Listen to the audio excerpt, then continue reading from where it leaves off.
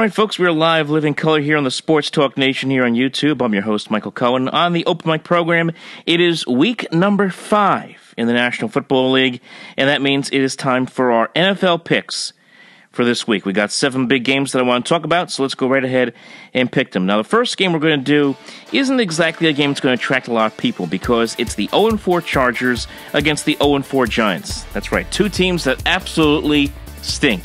And I think in a lot of ways, for those San Diego Charger fans out there who remember what Eli Manning did to them many years ago when he decided that he didn't want to go to San Diego and was going to protest it in the draft, I got a funny feeling Dean Spanos is probably more hated than Eli Manning right now in San Diego. But be that as it may, the Chargers and the Giants are going at it at the Meadowlands. The Chargers, again, 0-4, Giants 0-4. And when you look at these two teams, they're basically carbon copies of each other.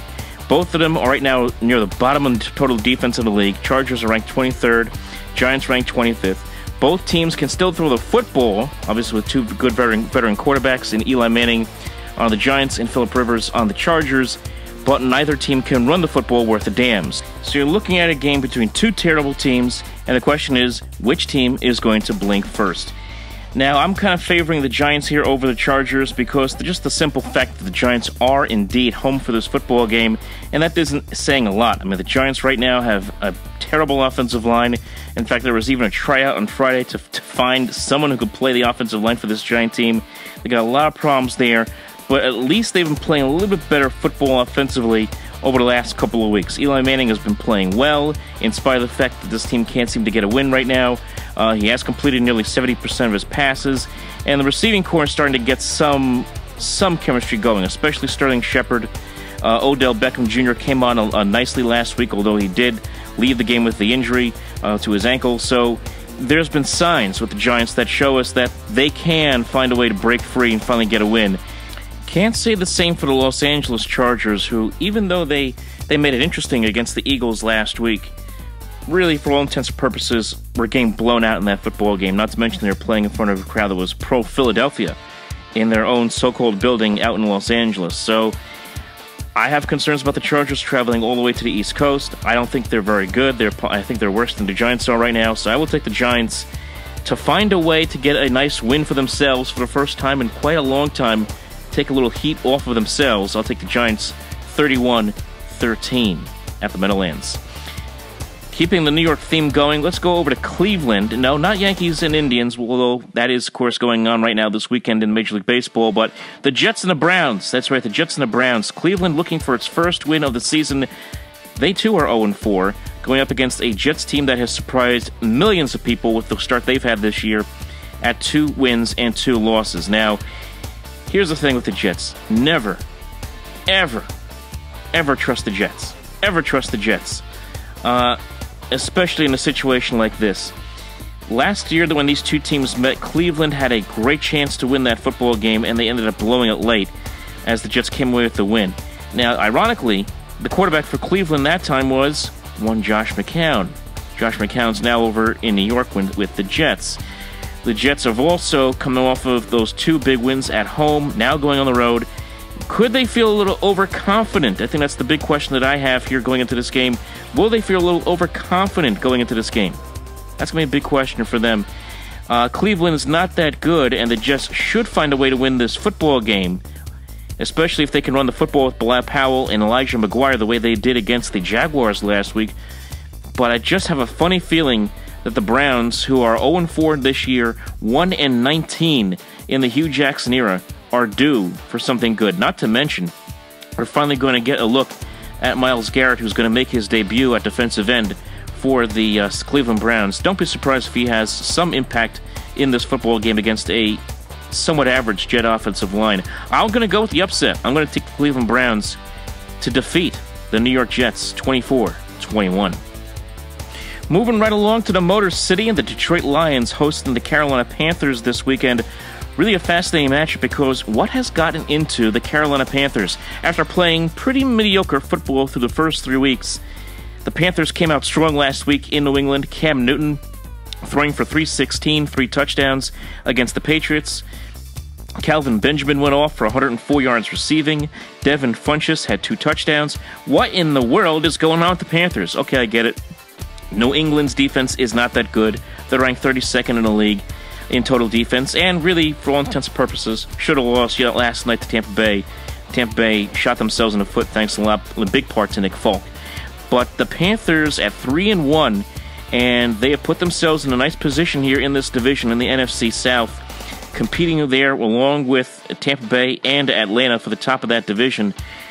But when I take a look at this game, the one thing that's going to stand out for me, and one thing that the Panthers have to be ready for, is this Detroit Lion defense. I know Detroit's right now ranked middle of the pack, 15th in total defense, but they are up there against the run. I think they're 6th or 5th in the league against the run this year.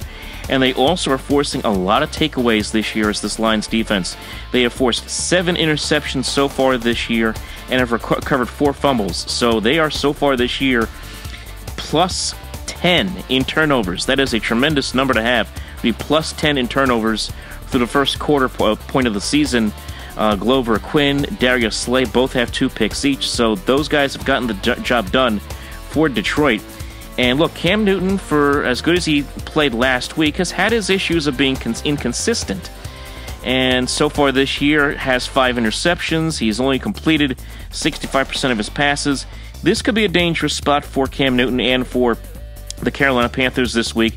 Carolina doesn't run the football appreciably well to begin with, and now they're going to go into Detroit against the Lions team that is getting better and might be the real deal. Matthew Stafford having a very good start to his season, 7 touchdowns, 1 pick. Amir Abdullah, what a big game he had last week, now at 257 yards rushing, 3.9 yards per carry so far this year with the touchdown. And then you throw in the talent at wide receiver, Golden Tate, Marvin Jones Jr. I like the Lions. The Lions are home for this game. This is a game that is another watershed moment for Detroit where they can try to show people that they are indeed for real. I think a lot of people have kind of taken them lightly, especially coming into the season. A lot of people thought this was Green Bay's division by a slam dunk, and Detroit trying to prove otherwise. I like the Lions 27-20 over the Panthers. Now, the next game we're going to predict here is really tough to call, and that is the Baltimore Ravens and the Oakland Raiders out in Oakland. Had Derek Carr been healthy for this game, this would have been a slam dunk pick for the Oakland Raiders. But, of course, he is out 2 to 6 weeks with the back injury. And now the Raiders have to rely on, drumroll please, E.J. Manuel. That's right, the same E.J. Manuel who was a flameout with the Buffalo Bills over the last number of years. That's not a good sign for the Oakland Raiders. And this is a Raider team that really has struggled the last couple of weeks. They're on a 2-game losing streak. There's also concern right now about Michael Crabtree. His status right now is uncertain after he missed the previous game with a chest injury. So a lot up in the air here for the Raiders, and this is a big game for them at home after having dropped 2 straight games on the road. For the Ravens, they haven't been playing too well either. And take a look at Baltimore. They've lost 2 in a row themselves, got blown out by Jacksonville and London a couple weeks ago, get blown out by the Steelers at home, and now they have to go all the way to the West Coast to play this game in Oakland. This is a tough trip for Baltimore, it really is. To go all the way from the West Coast, just 2 weeks removed from a trip to London, and they've had no bye week here as well to rest up. So that does play a little favor into the Raiders, but the thing that concerns me with Oakland is just the idea that they are going to be starting E.J. Manuel in this football game. E.J. Manuel, let's just be honest. I mean, the guy stinks. Okay, let's just be pretty frank here. He stinks.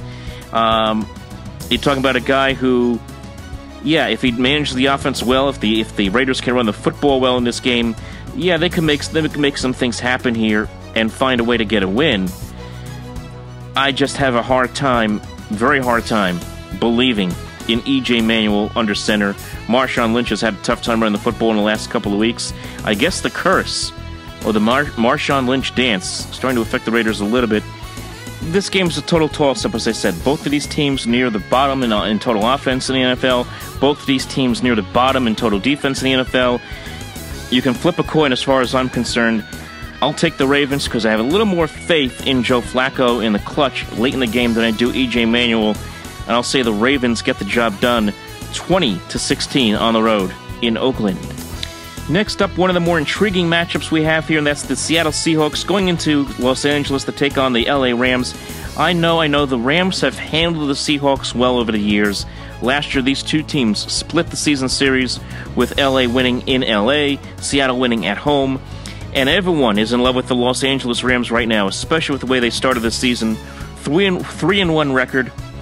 Jared Goff looks like he's starting to figure things out right now. He's thrown for over 1,000 yards, 7 touchdowns and an interception.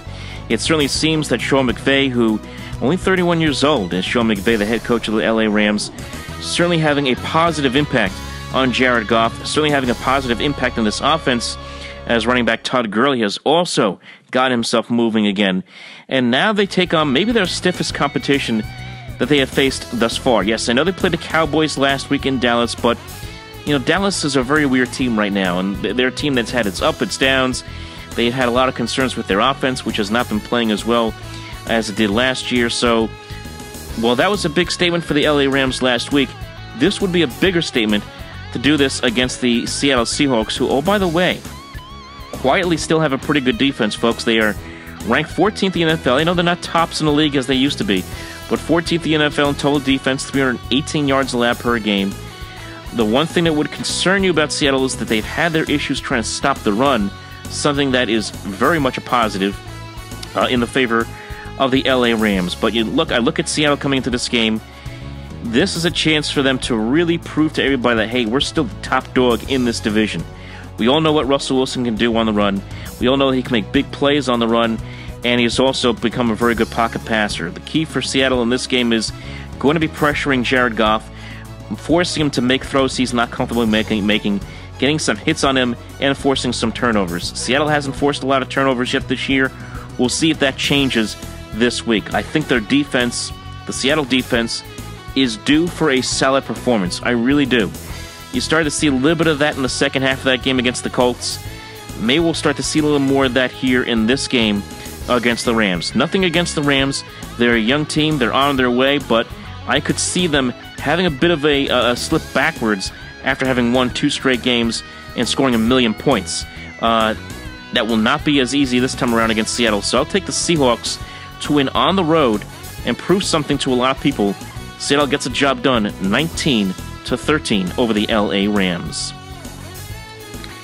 Now, speaking of those Dallas Cowboys, they take on the Green Bay Packers this weekend, and possibly the biggest game of the week that we have this week. Of course, this is a revenge game in the minds of Dallas Cowboys fans. Last year in the playoffs, we saw Aaron Rodgers go into Big D and put forth that tremendous comeback.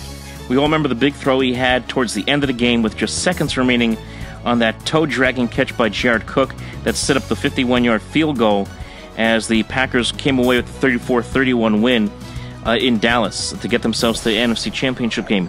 Will we see something similar here again this time? Will we see the same kind of dramatics we saw this time? Well, if you take a look at these two teams, there's always a very good chance. I expect both. I first of all expect Aaron Rodgers again to play well in this game. I know that Green Bay a couple weeks ago had that bad loss on the road against Atlanta. They've really done a nice job rebounding the last couple of weeks against bad teams in the Bengals and the Bears. So this will be a very intriguing test for them.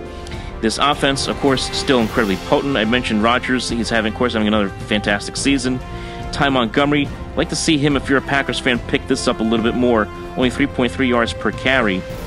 And, of course, with this talent wide receiver, Devontae Adams, Jordy Nelson, Randall Cobb, and Martellus Bennett, there's a plethora of players that can make plays against the Dallas Cowboys defense that is a struggle for the most part. I know they've gotten some pressure on the quarterback.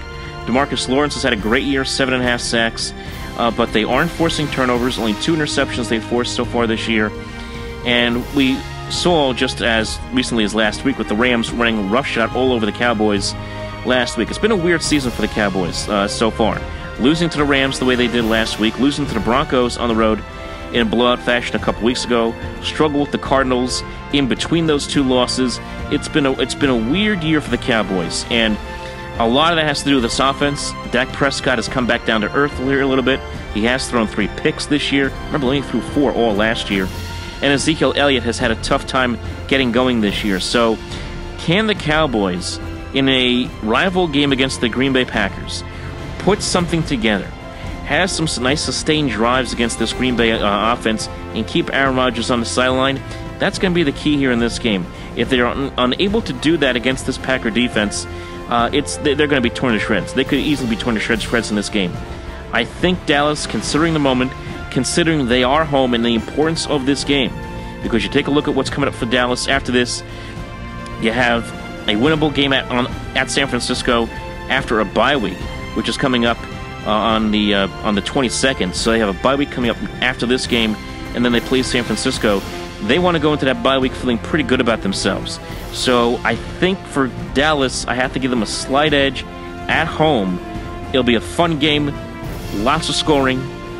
Could go either way. I could easily make an argument here for the Green Bay Packers and pick them in this game, but I will take Dallas in a must-win situation at home. I'll say Cowboys get the job done, 30-27. Now, keeping it here in the Lone Star State, we got another big game. That's the Kansas City Chiefs and the Houston Texans. This is going to be a fun one, folks, because you have the Texans, you have Deshaun Watson, who've been playing pretty well here over the last couple of weeks.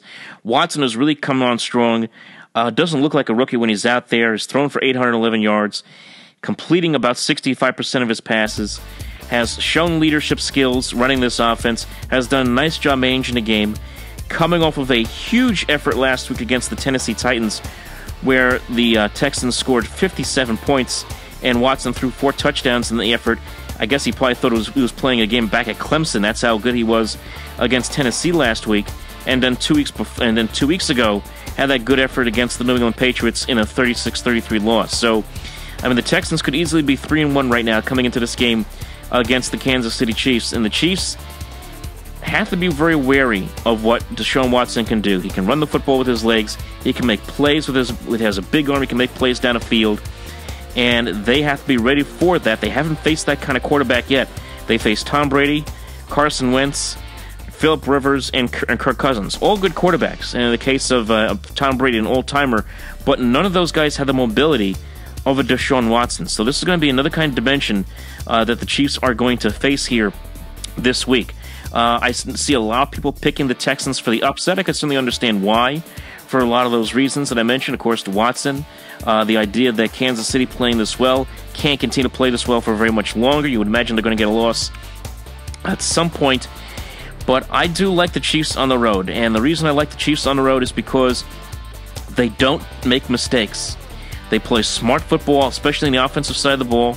Again, Alex Smith hasn't turned it over as of yet through 4 weeks. Kareem Hunt has had a tremendous start to this season. Over 500 yards rushing so far this season. Now, he will be tested against this Houston Texans run defense, that is for sure.